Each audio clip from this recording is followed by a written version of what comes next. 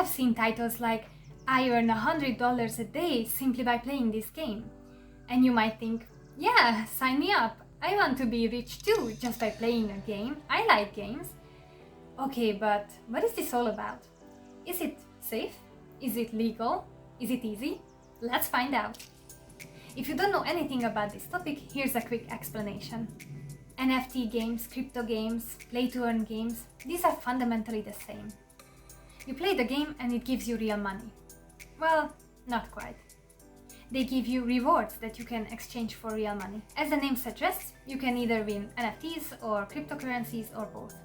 And if you're not familiar with these, basically, cryptocurrencies are digital currencies that you can use to buy some real-life products or exchange them for conventional currencies. They include the likes of Bitcoin or Etherium, but there's a lot more. However, be careful because in some countries they might be illegal, so please check beforehand. NFTs are non-fungible tokens. Non-fungible means that they are unique and not replaceable, and that makes them valuable. These can be anything digital, but are mainly art pieces or parts of games, like a unique character or weapon. So how are they different from normal game elements? Because you own them, and they are on the blockchain, so they are traceable, and you can buy them or sell them. I might make a more in-depth video about all of this, but for now, to understand the topic of these games, this is enough. There are many different types of play-to-earn games based on the way they can earn you money, which I will be covering in a future video. It will give you an overview on what type of games are more suited to you, so make sure you subscribe so you don't miss it. Also, click on the bell icon next to it so you get notified. For the majority of these play-to-earn games, there are basically two ways you can earn money. One is investing money and reaping the benefits. Honestly, some of these games, like the various farming games, I don't even know how they make money.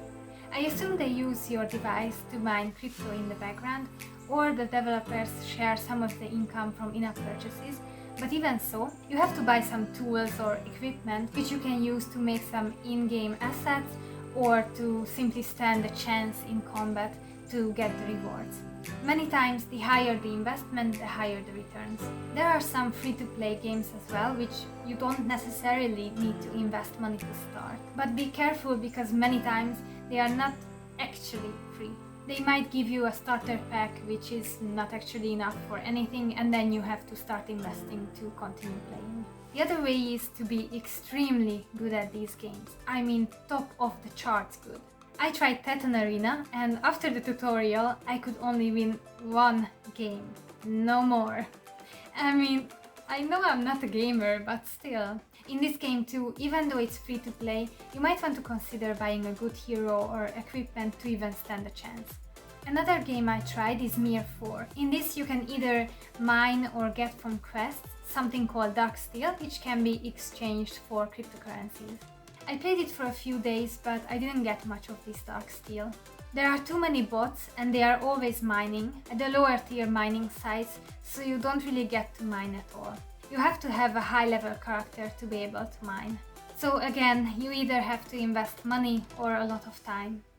As for the games where you level up and mint your character as an NFT, your earnings are influenced by the value of your character and even the popularity of the game itself. Owning an NFT on its own doesn't mean much. You can even make one yourself.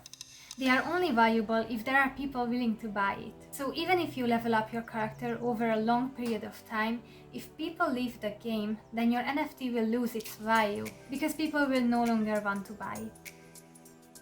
Also, nobody mentions that these games are really hard on your device. For example, Mir 4 eats my battery in 1 or 2 hours, but luckily there's a power saver mode. By the way, this is also what makes me think that your device might be mining crypto in the background, because why else would you need a power saver mode when the game literally plays itself? Also, when you use it, you don't play at all and you can't use your device for anything else. And well, we do have to pay for electricity, so this also might be a cost worth calculating with. Another game made my iPad freeze several times. So, can you make money from it? Yes, you can, but again, I have to say this, it's not easy. You have to invest a lot of time or money into these games, and unless you're early to a game, then your earnings will probably be low. Please look at these charts. Most of them have a big spike at the beginning and then they die down. It means that people who are early to a game will make a lot of investments, which make the price jump. Then they have a lot of advantage and collect the rewards. After this, they get their NFTs or crypto, which makes the price drop. Then they simply move to the next game, which means you constantly have to look for new games to make money. Please also keep in mind that there are a lot of scams. They advertise themselves as play-to-earn games, but you can never cash out your earnings. So please be careful and always check the background for the games. And on how to do this, I will talk about it in a future video. As for the legality of these games, in most countries there's not much restriction against crypto or NFTs, so the games are legal, but please check your specific country. Also, this might change in the future as these games become more popular. Also, please keep in mind that you might have to pay taxes on these earnings, so please check that as well. With that said, I believe that these crypto games are just as risky as day trading or gambling. Don't invest more than you can lose. Also, these are not passive income. You do have to invest time, at least you have to have your device run the software and check it from time to time. It's not a set up and forget type of thing. As I was researching this topic, I kept thinking, why is this good for the developers? Where does the money come from?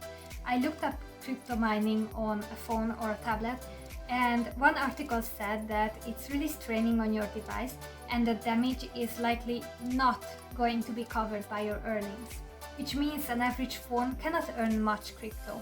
So then how do some players earn such high incomes? Well, because there are a lot of players who don't earn anything.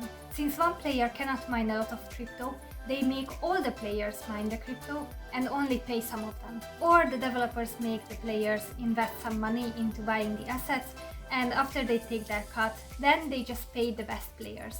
The only real winners here are the developers. And honestly, these games are probably not developed to make the players rich. They are most likely a test to see what blockchain is capable of and to see the benefits of this exciting technology. In the future, it will probably be used in a much different way, like bringing one game element into a completely different game, or even connecting a lot of games together. Only time will tell. Anyway, the whole idea is really interesting and I enjoyed researching it a lot. I might try other play-to-earn games as well, just for pocket money. And again, this is a very new thing. Later the whole scene might change entirely. Who would have guessed 30 years ago, or even just 10 years ago, that people will make a comfortable living just by making videos online?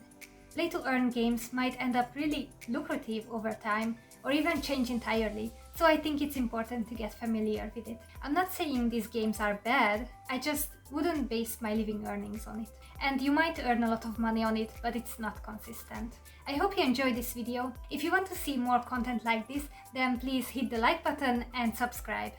See you in the next video!